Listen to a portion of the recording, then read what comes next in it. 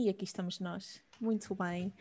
Então, boa tarde a todos. É sempre um prazer ver-vos aqui nesta casa virtual, chamemos-lhe agora. Já estamos tão habituados a estes modelos, mas sejam então muito bem-vindos a mais uma sessão deste nosso ciclo de conferências de património mineiro.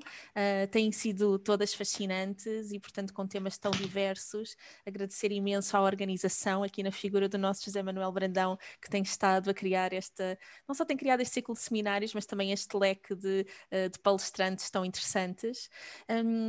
Antes de passar, enfim, antes de darmos mesmo ao início, partilhar só algumas informações, portanto, relembrar que podem sempre ver os vídeos anteriores das últimas sessões online no nosso YouTube.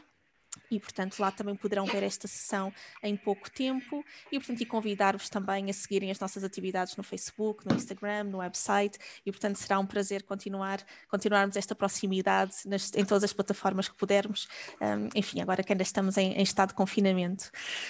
Posto isto, então...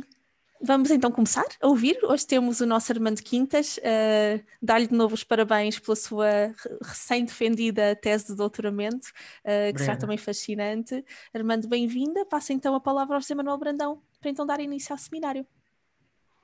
Obrigado, Sra. Presidente. Prazer.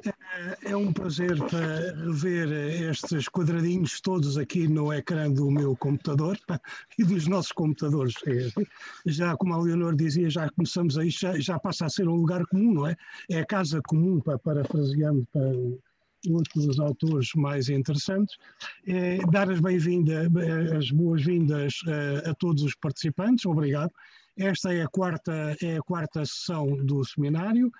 Uma vez por mês encontramos-nos aqui nestes quadradinhos todos. Vai durar isto até junho. É um modelo experimental, é um modelo absolutamente experimental. No fundo, vamos ganhando todos com a experiência para ver como é que no próximo ano poderemos fazer qualquer coisa melhor do que aquela que estamos a conseguir agora, mas com a boa vontade de todos, para participantes, os conferencistas, a direção da APAI, as coisas vão-se fazendo. Queria começar por agradecer ao Armando Quintas, em nome da direção da APAI, a disponibilidade que ele teve para, enfim, fazer esta palestra. Uma região para que é lindíssima, a região de Vila Viçosa, onde ele está sediado, é natural, não é? Como é que se diz? Caliponense é uma coisa difícil. Calipolém. Era mais fácil dizer Vila Viçosense, mas pronto, não é assim, a gramática vai-nos atraiçoando com estas coisas. Muito obrigado, Armando, por teres disponibilizado para participar disto. Uma apresentação muito rápida, ele depois dirá aquilo que entender da sua justiça, mas só sublinhar que o Armando Quintas já anda há muitos anos atrás dos mármores que abundam nesta zona do grande triângulo dos mármores, Borba, Vila Viçosa, Estâmul. Ele tem muita coisa já publicada sobre as histórias, a historiografia dos mármores, digamos, os aspectos sociais e económicos dos mármores. Aliás, isso foi tema de uma brilhante tese de doutoramento defendida muito recentemente, como a colega Leonor já sublinhou. Também os nossos parabéns por um trabalho que foi um trabalho excelente e que pela primeira vez se consegue ter uma visão de conjunto do que é a historiografia dos mármores na região do Alentejo. Também sublinhar que ele é um dos membros mais ativos de um centro de estudos sediado em Vila Viçosa, o CECHAP. Não sei se é assim que se diz, mas dá-me de dizer assim. CECHAP. Eu faço sempre aqui umas gigas-jogas gramaticais para dizer a coisa bem.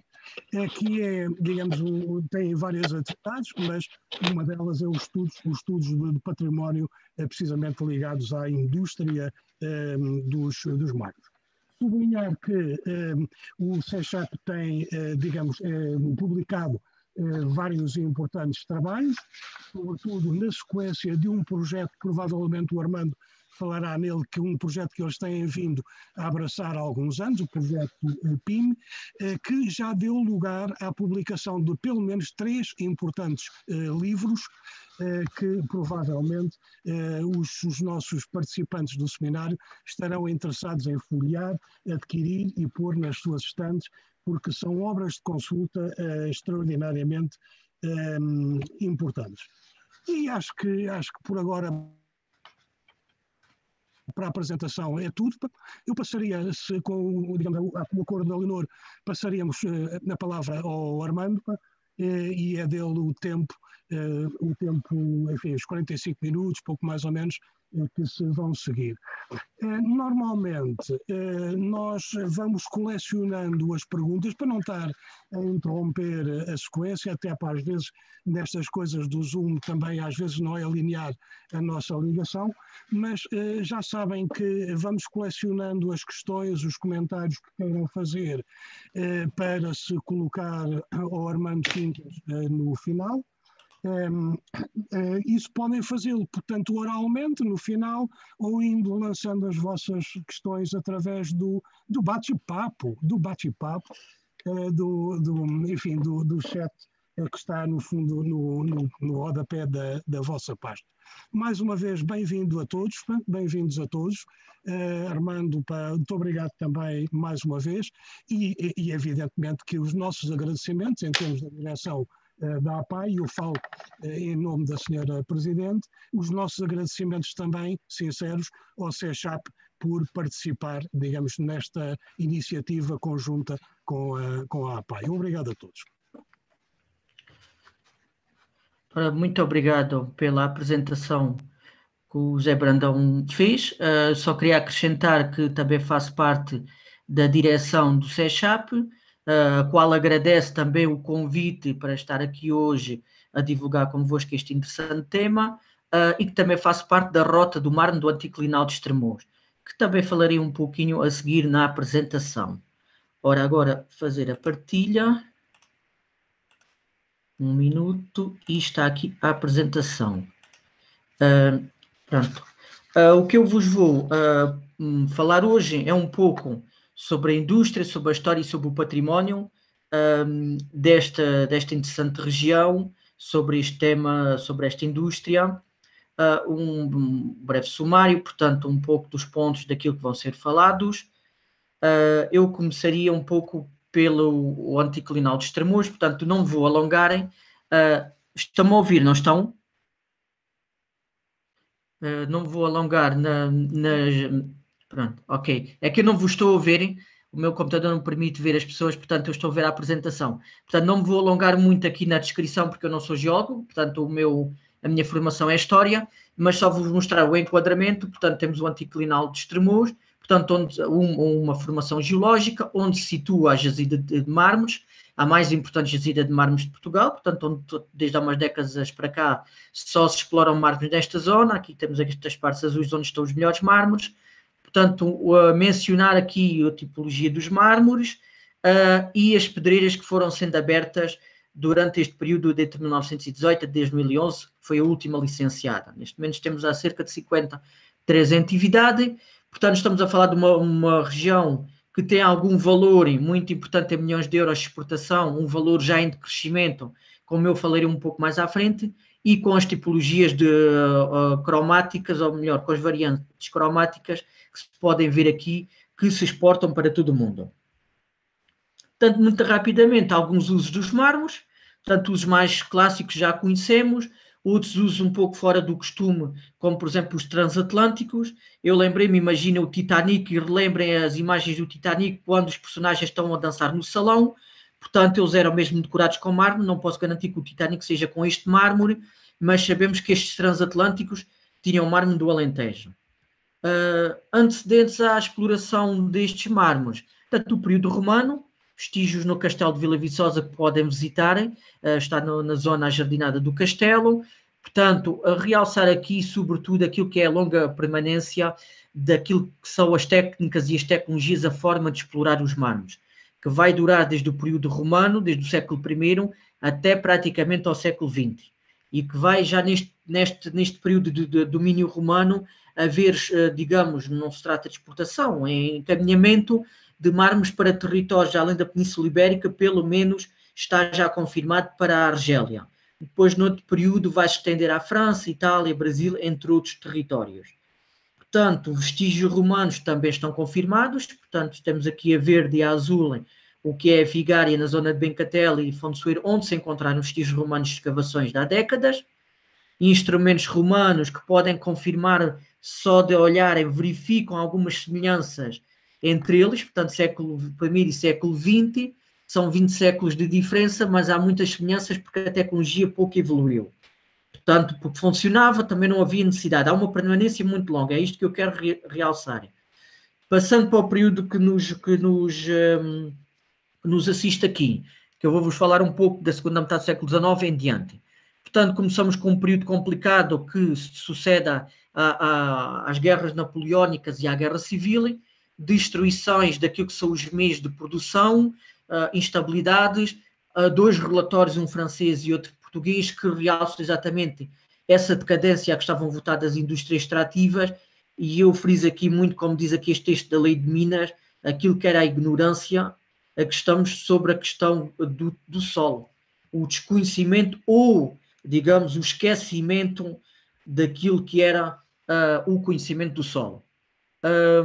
Este primeiro período eu chamo-lhe a redescoberta dos mármores alentejanos, portanto é um período de incremento com aquilo que vai ser a partir de 1852, com a regeneração, que é a política de industrialização promovida pelo Estado português, já numa ótica de Estado liberal da segunda metade do século XIX, portanto, com o reconhecimento deste território através das várias comissões, das cartas geológicas, que faço aqui menção à Carta Geológica de 1899, que está aqui, que é a primeira que individualiza já o anticlinal de Estremoz, aqui está aqui com o rato, mas depois também muito impacto daquilo que são os empresários de zonas urbanas de Lisboa, de Porto, dos grandes meios urbanos, com um grande destaque para Pedro Bartolomeu Desjans, o marceneiro francês que se exila em Portugal, que vão vir a reabrir muitas pedreiras no Alentejo, sobretudo eles falam na zona de Estremoz. Felizmente não se conhecem todas as pedreiras concretamente, o sítio exato, e depois o suporte que as linhas de caminho de ferro vão darem ao encaminhamento destes mármores.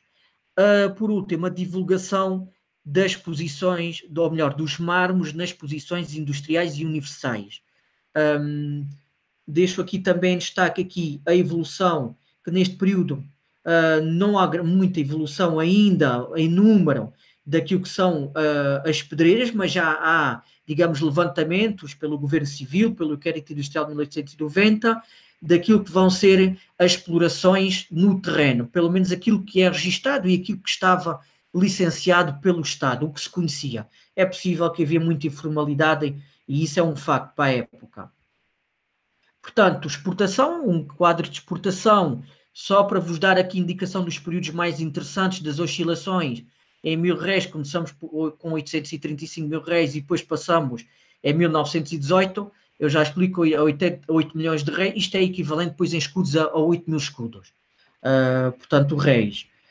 A exportação, portanto, a exportação de mármores, eu estou-vos a fazer agora muito rapidamente, suscitamente aos vários ciclos da história dos mármores, depois vou-vos explicar as outras partes em diante. Portanto, a exportação de mármores com os países entre parênteses, onde são os números que são os maiores importadores dos nossos mármores por ano, com os vários anos. Isto está publicado também num artigo que saiu, a minha tese está a ser revista também para possivelmente ser publicada, mas esta informação está disponível, com muito destaque aqui para a América, com o Brasil e os Estados Unidos. Dois períodos distintos, têm a ver com a agregação e desagregação de mármores com outras pedras nas estatísticas de exportação, mas percebe-se aqui o grande impacto da exportação do setor, sobretudo a partir dos finais do século XIX e depois inícios do século XX.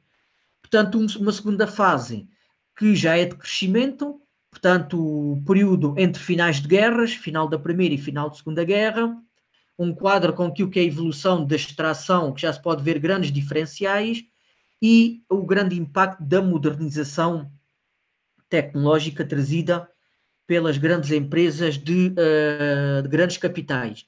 grandes empresas nacionais e também uma grande empresa internacional, de origem belga, grandes capitais de importância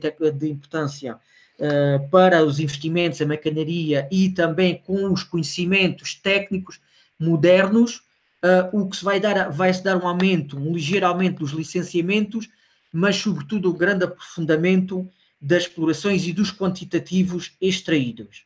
Portanto, tecnologias, o ar comprimido, com martelo pneumático e a nova forma de extração do mármore com os cortes em fio helicoidal que substituem as cunhas e os martelos, que permite tirar muito mais quantidade em menor tempo. Portanto, também os veículos motorizados, uma primeira fase a vapor, depois o diesel, a tração, puxar as pedras do fundo da pedreira, que ainda eram um pouco profundas, e o carregamento na estação de Vila Viçosa com estes pequenos blocos, com estes blocos um pouco mais maiores, mas ainda não são os blocos que vamos ver mais a seguir, mais adiante, mas já com estas gruas, portanto já há uma evolução tecnológica. Aqui para vocês verificarem, em 1901 uma pedreira em Estremoz e uma pedreira na zona, não está identificada em que concelho é, mas já na década de 40 e 50. Verifiquem a forma de cortar a pedra e verifiquem a altura. Portanto, já não tem nada a ver uma coisa com outra. Já não estamos a falar de tecnologia romana, que chega ao século XX, já estamos a falar de uma tecnologia moderna que começa no século XIX e cá chega com algum atraso depois nos inícios do século XX. Portanto, também exportação, para vos dar também indicação dos valores entre 1919 e os valores depois em 1945. Em pouco mais de 20 anos, estamos a falar de uma duplicação do valor de exportação. Destinos, um alargamento progressivo dos destinos de exportação, portanto aqui com a entrada de países também, outros países das Américas e também muito interessante já com países asiáticos, o Japão e a China, o Extremo Oriente, mas também outros países europeus, do norte da Europa, a Espanha sempre presente, que é um caso muito paradigmático. Um período que vai ser o grande período de crescimento e a grande afirmação vai ser efetivamente esta época. É a época de 1946 a 1986, é a época em que os mármores portugueses, os mármores do Alentejo, se afirmam completamente no panorama internacional. É esta época que se constrói aquilo que é hoje o reconhecimento dos nossos mármores. E enquadrar isto naquilo que é a política do Estado Novo, estamos em pleno Estado Novo, estamos em pleno fomento do Estado Novo, políticas de fomento que derivam da integração política e económica da cena internacional. Portanto, a ideia do Salazar isolados, que não era bem assim, o que na prática vai acontecendo é que eles vão integrando nas instituições e são obrigados a fazer planos de fomento e planos, digamos, de planeamento económico. Os planos de fomento enquadram-se a cartografia geológica, as várias comissões, como a de ali há um erro, em 1963, da Comissão dos Mármores, que é a primeira grande comissão que debate com os grandes problemas que o setor atravessava. O grande colóquio de 1982, já depois do 25 de Abril, do colóquio de engenharia dos mármores. E eu chamava aqui a atenção para aquilo que é, digamos, o cadastro das pedreiras e o papel aqui do engenheiro Rabassal Martins, que vai estar entre 1968 e 1996 a escrever consecutivamente no Boletim de Minas a situação anual deste setor. Graças a ele nós temos essa informação e referir aqui as pedreiras licenciadas, novas explorações, novas pedreiras abertas, não são relicenciamentos, a juntar ao panorama anterior, só aqui são 286 novas explorações. Portanto, também um crescimento sustentado naquilo que vai ser a transformação com novas oficinas e muito sustentado a partir da década de 60 com o crescimento da transformação, daquilo que vai ser o mármore transformado já em valor, em obra, que é muito mais rentável no mercado internacional. A eletrificação, portanto, as grandes obras dos anos 40 e 50, aqui neste caso a hidroelétrica do Alto Alentejo, na zona de Nisa, que vai eletrificar toda esta região. Portanto, estamos a falar no período pré-25 de Abril, em que a EDP ainda não existe, são empresas regionais, vai nos possibilitar a instalação destes grandes maquinismos, que vai ser uma ocorrência simultânea, digamos, feliz, porque vai permitir ultrapassar os problemas técnicos do aprofundamento das pedreiras que já nesta altura começam a ultrapassar em profundidade os 50 metros de profundidade. Portanto, cartas geológicas, como tinha falado, das duas cartas, primeiras cartas dedicadas, do Manuel Camarinhas e depois do professor Francisco Gonçalves, de 57 e 72, aquilo que vai ser já também a representação nas cartas militares de 68 a 72, reparem aqui nesta zona de Becatelo e Pardais, e a Estrada de Borba, a célebre Estrada de Borba, que já tinham aqui pedreiras, que já se notava, algumas na estrada também na zona de Estremoz.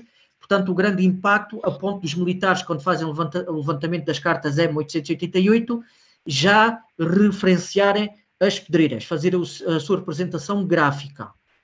Portanto, outro elemento importante destacar, e eu aqui com este gráfico, é o valor do setor das rochas ornamentais em Portugal. Porquê? Porque o mármore, a partir deste período, talvez um pouco antes, não temos dados anteriores a 1868, vai-se afirmar como dentro do setor das rochas ornamentais, e falando de rochas ornamentais, de todas as rochas ornamentais, xisto, granito, mármores, ardósias, tudo, o mármore vai ter entre 80% a 90% de todo o valor produzido, e esse valor vai ser praticamente nestes 3 concelhos. Entre eles o de Vila Viçosa, que vai ter a grande supremacia, a grande importância económica, que vai deter praticamente até os anos 90. Exportação novamente, portanto, só para vos falar aqui dos 7.784 contos para 6 milhões de contos 40 anos depois. Portanto, a evolução do valor de exportação, muito sustentada a partir de metade deste período, naquilo que é o mármore já em obra bastante valorizado. Neste período, também destacarem aqui o surgimento de novos mercados, a grande explosão de países importadores em todo o mundo, em todos os continentes, Ásia, África, Américas, Oceania. Não vai haver praticamente um país nestes 150 anos que não vai importar mármore português. Outro período que vai ser o período final, portanto eu divido em 2 períodos, que é a integração europeia de 1986 até aos dias de hoje. Portanto, uma primeira fase que enquadra a primeira fase da entrada da União Europeia, os primeiros programas de apoio estrutural, os primeiros diagnósticos, muito aqui também o relatório Porter, do Michael Porter, das vantagens, construir vantagens competitivas, que já nos fala da economia em clusters, com o assinalar das rochas ornamentais, que seria um cluster não de primeira fase, mas de segunda linha, que poderia resolver os seus problemas estruturais e depois entrar nesta dinâmica. Portanto, vai ser o período também das infraestruturas tecnológicas do Cevalore, das feiras do mármore, da FIMAL, o caso da Feira do Mármore de Vila Viçosa, de grande publicitação e também da grande transformação. Vou-vos dar, por exemplo, um exemplo. Estas oficinas, não temos o valor exato, funcionaram entre 17 a 21 oficinas de grandes dimensões entre 1986 e 1991, são as grandes oficinas porque a estatística obrigava a que elas tinham que ter para serem declaradas no mínimo 2.000 metros quadrados de área e utilizarem trabalho mecânico, já não podia ser trabalho manual. Portanto, o grande impacto aqui vai ser o impacto transformador, porque passamos em 1992 para uma produção muito assente em chapas e em cantaria, com 13 milhões de contos, a valer 13 milhões de contos, para em 2002, em contos à mesma, já havia o euro, mas a conta é feita em contos, para 165 milhões de contos. Portanto, um aumento brutal, que se pode dizer, deste setor. E depois temos um segundo período que começa a partir de 2003, que começa com problemas económicos, portanto, tem problemas económicos que se arrastavam, que eu falarei a seguir, problemas também estruturais e problemas também do mercado internacional. Não nos esqueçamos de 2001, ou setembro, e tudo o que vai acarretar depois, a partir daí, a crise económica depois de 2008, 2011 também, a concorrência de novos países que entram neste mercado ou que já estavam, mas que vão a ter uma valorização, um aumento, uma competitividade muito maior, entre eles o Brasil, com mármores, mas também com outras rochas, com os granitos, com outras rochas. Países como o Irão, por exemplo, daquilo que é o Médio Oriente e a Ásia, que vão entrar e vão fazer competência com a concorrência com os mármores do Alentejo. E outro problema, que não é muito falado, é a transformação vai-se começar a deslocar para a zona centro, para a zona, sobretudo, de Leiria. Cada vez mais esta região vai ficar com transformação, o valor acrescentado vai começar a ir para a zona de Leiria. Aqui um pouco também dos quadros dos destinos, aqui juntei aqui a exportação, até 2001 é sempre ascendente, 2003 cai, 2008 ainda consegue recuperar com o valor acrescentado já de outras regiões, e a partir daqui começa a estabilizar e a decair lentamente. Outra questão é que estas regiões vão ter um dinamismo na transformação muito grande, com nova tecnologia, agora também com os CNCs, com as tecnologias computadorizadas, e o que vai acontecer é que esta região vai perder dinamismo. Falando nisso, também um ponto, os mármores vão deixarem de ser a rocha ornamental que por si só vai valer mais.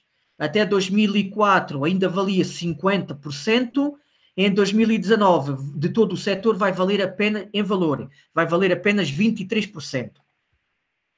Uma pedreira como ela se encontra hoje, é uma fotografia recente, portanto pode haver uma tipologia de transformação atual, de extração, de trabalho de extração, uma pedreira atual, e passando agora para a parte da história. Fiz um pouco daquilo que foi os ciclos, os vários ciclos de desenvolvimento da indústria, muito sucintamente, e para a importância da história. Portanto, isto foi possível através, como o Zé Brandão falou, do estudo PIM, Património e História da Indústria dos Mármores, que é gerido pelo CECHAP, portanto encabeçado pelo CECHAP, com várias instituições, vários centros de investigação, e agora também temos parceiros no Brasil e parceiros na Espanha que entraram há muito pouco tempo, também vamos colaborar com eles. Portanto, várias linhas de investigação, podem tirar o link, portanto, e procurar na internet, o site está disponível, temos muitas coisas online, o livro, muita informação, as várias fases, portanto, isto também começou em 2012, em 2015 começou a ter financiamento comunitário, e as várias fases do estudo. Portanto, são os pontos também, os períodos mais importantes, se bem que depois, a partir do segundo e terceira fase, as fases anteriores são sempre exploradas, mas estas são sempre as novas, que são a novidade. Portanto, agora a grande novidade que neste estudo vai ser o século XIII até ao século XVIII, mas também o século XIX e o século XX, que eu faço parte da equipa, vai trazer muitas novidades em termos económicos. O Zé Brandão falou nisso, que está também a ser ultimado, também vai ser também publicado agora mais 2 volumes, e vai haver muitas novidades. Portanto, um pouco muito sucintamente, a forma de trabalho, o nosso trabalho, utilizamos o Zoter, portanto uma ferramenta de trabalho colaborativo que é gratuita, vamos fazendo a nossa base de dados interna, vamos introduzindo registros, portanto já temos 10.988, eu verifiquei isso ontem, que corresponde a vários milhares de documentos, vamos validando cronologia das datas extremas, que não inclui vestígios arqueológicos. Portanto, estamos só a falar dos documentos das fontes não materiais que se encontram no terreno. Depois vamos validando e, portanto, para o website. O website tem várias funcionalidades, podem verificar online, porque eu não vou agora estar aqui a abordar profundamente, até para ser uma surpresa para vocês. Referida do centro de documentação, onde os registros vão sendo validados e vão sendo introduzidos, não estão os documentos, mas está a referenciação onde estão os documentos. Portanto, os arquivos, as bibliotecas, para quem quiser seguir esta linha, mas em vez de partir para a história económica, ir para a história da arte ou ir para outra área, arquitetura, e encontrar as mesmas fontes que nós. Vai ser disponibilizado ao público. Portanto, aqui os resultados, 3 monografias, já está neste momento mais 2 volumes a serem preparados, portanto, o portal, conferências, artigos, 2 teses de mestrado defendidas, uma tese de doutoramento defendida que foi, está aqui um pequeno erro, doutoramento, defendida, uma em curso, tenho um colega agora neste momento que está a fazer uma tese sobre o período século XVI, século XVIII, XIX, que é sobretudo a cantaria e os artistas, e apoio a muitas outras teses, e também aqui o levantamento de 50 mil imagens, à volta já anda em 50 mil imagens, que estamos a fazer desde 2014 sobre este território dia a dia, para além das fotografias antigas que temos também guardado, e o resgate do espólio do antigo Sevalore. Portanto, a importância da história, vir os ciclos desta história, tanto isto foi possível, como tinha referido, com o projeto PIM, a importância desse projeto que nos traz não só a historiografia, não só o passado, mas a identificação de elementos daquilo que ele chama a cultura do mármore. Portanto, as práticas culturais, aquilo que vem sendo a prática do trabalho, a prática da tradição, das técnicas do canteiro, os elementos patrimoniais, não só o edificar, mas o artístico, a própria paisagem industrial, as gruas, as máquinas que estão no terreno abandonadas, por exemplo, ou explorações também a funcionar, que chama indústria viva, e muito interessante aqui outras realidades. Portanto, aqui comparação com outras realidades, para nós percebermos como é que se está a fazer lá fora, a vários níveis. Temos aqui uma pedreira muito bonita na zona de Vila Viçosa, e temos aqui um exemplo das pedreiras de Carrara, para ver a diferença de tipologia de exploração de uma para outra. Portanto, aqui o que são os vários patrimónios, um pouco uma imagem a realçar os patrimónios civis, edificados, como tinha referido. Aqui, por exemplo, muito os canteiros, por exemplo, os canteiros que são um elemento muito importante. Alguns agentes e também dinâmicas e práticas que se estão a fazer no nosso território, mas em comparação com outros países. A museologia, o que é que existe museologia no nosso território, portanto o Museu do Mármore em Vila Viçosa, o Museu do Mármore de Rance, o de Carrara e Macael no sul de Espanha. Outros agentes, em que eu refiro aqui, por exemplo, o CECHAP, o Sevalore que fechou, mas, por exemplo, temos outros, muito importante aqui no caso, por exemplo, de Itália e de Espanha, as entidades regionais estão muito presentes, não só para aquilo que é a orgânica do território legislativo, mas presentes para esta questão da cultura também. E o turismo do mármore aqui, como a realçar aqui o nosso caso, com a Rota do Mármore. Portanto, uma dinâmica é o turismo industrial, como tinha aqui falado. Temos este produto da Rota do Mármore do Anticlinal de Estremoz. Vamos beber a tudo o que foi a investigação do PIM. Portanto, o PIM, também referir que o PIM surgiu devido à Rota do Mármore. A Rota do Mármore é experiencial, portanto, até 2013, 2014, portanto é um projeto piloto que depois se efetiva com todos os registros necessários, e tínhamos este problema. Nós queríamos criar uma narrativa, queríamos perceber as dinâmicas do território e as fontes que havia muita fonte, há muito estudo geológico já feito, mas não havia estudos históricos, havia fontes de informação, mas não havia estudos históricos propriamente dito. Tínhamos esse problema. E decidimos encetar, foi por aqui que começou, para alimentar aquilo que era a Rota do Mármore com as informações do PIM. E neste momento, pronto, já são projetos separados, que se complementam, projetos autónomos, mas sem esse projeto do PIM nós não conseguiríamos hoje ter desenvolvido. Portanto, não só visitas àquilo que é a paisagem, àquilo que é as oficinas, ao património artístico edificado, mas também o turismo de experiência, com muito base naquilo que é a oficina de canteiro. Temos vários programas. É uma questão de consultar no nosso site rotadomarmae.com, que está online com os programas, podem também nos contactar. Portanto, o objetivo desta rota é divulgar o património, portanto, valorizar aquilo que é a própria indústria e os próprios atores, e também diversificar aquilo que são as práticas da indústria dos mármores. A experiência com os nossos guias, eu sou um deles, portanto, vamos sempre fazendo programas novos, sempre inovando. A investigação, como tinha falado um pouco, e também, muito importante, tanto o PIM, como a Rota, tem-nos permitido, nos últimos tempos, tornar-nos um agente ativo naquilo que é a discussão sobre o território, sobre a organização do território. Temos problemáticas sobre este território, que eu já falarei agora nos slides a seguir, e nós temos conseguido trazer elementos muito importantes que estavam olvidados, para usar um termo clássico, que são muito importantes para a gestão do território. Portanto, também a preocupação de salvaguarda da documentação. O CEVALORI existiu entre 1990 e 2016, portanto, era um centro tecnológico, o objetivo era dar formação, testar maquinaria, dar apoio aos empresários com projetos de consultoria. Infelizmente, não conseguiu, digamos, uma via alternativa de financiamento, que não fosse o Estado. Pronto, faliu, fechou, não houve outra hipótese. E esta documentação, aqui podem ver a pilha que chegou ao CECHAP, estas ainda eram as instalações antigas, ia para ser queimada, para ser destruída.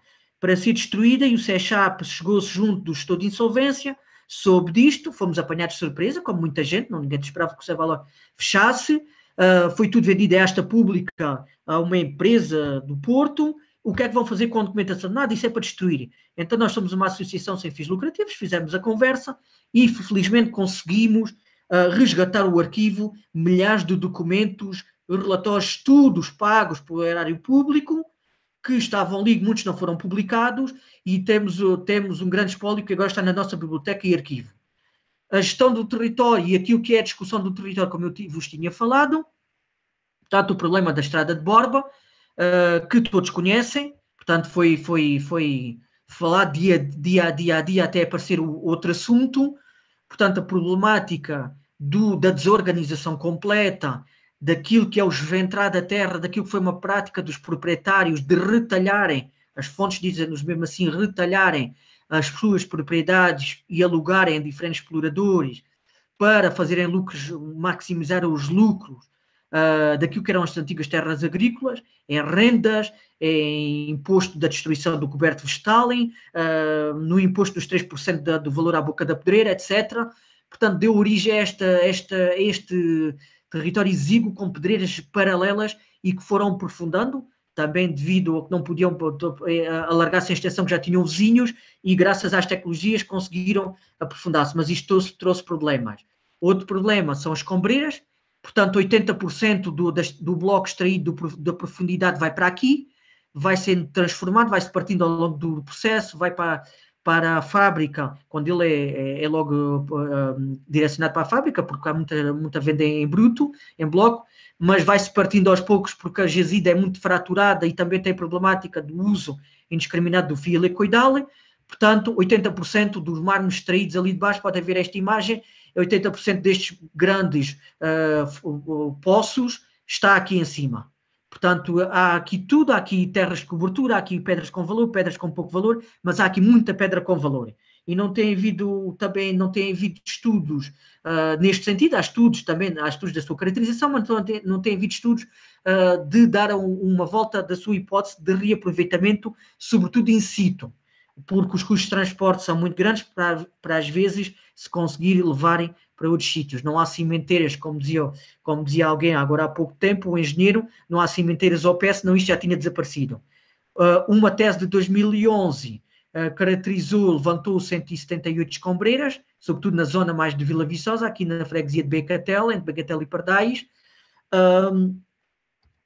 Esta é a tipologia, isto visto de Borba, de uma escombreira de Borba para Vila Viçosa. O território são quase 40 km de extensão assim. Portanto, com as suas beleza industrial, com os seus problemas, com tudo o que é bom e com tudo o que é menos bom. Mas também temos tido aquilo que é o grande trabalho de mérito que se tem que ser falado da ACIMAGRA, portanto, a Associação dos Industriais dos Mármores, Granitos e Rochas Afins, portanto, o herdeiro do grêmio dos industriais, do agrupamento dos industriais, dos seus estudos e dos seus projetos, como a Primeira Pedra, que tem vindo a divulgar muito o mármore português através da arquitetura e através do design. O projeto é Stone e o Stone.pt, daquilo que são as publicitações e a marcação das pedras, criar uma marca, um selo para o mármore português ser reconhecido lá fora. Temos muitos problemas de reconhecimento do mármore português, ele é exportado e perde-se o fio à meada onde ele está aplicado. A Acimagra, também um projeto mais recente, foi anunciada em fevereiro em Sintra, portanto, na inauguração deste projeto, que é aquilo que é o Stone City, aquilo que a Acimagra, com outras entidades, nas antigas instalações do Pardal Monteiro, em Perpignan, uma grande empresa, que foi uma grande empresa dos finais do século XIX, familiar, e depois pertencia também ao próprio arquiteto Porfírio Pardal Monteiro, fechou, entretanto, há umas décadas, que pretende reabilitar e instalar aquilo que é um hub de tecnologia e de inteligência com a questão da indústria 4.0, dos novos projetos do reaproveitamento dos materiais, portanto, instalar aqui. Portanto, é uma coisa muito recente. Portanto, considerações finais, depois, se tiverem questões, é uma questão de me perguntarem, está sempre muito para dizerem.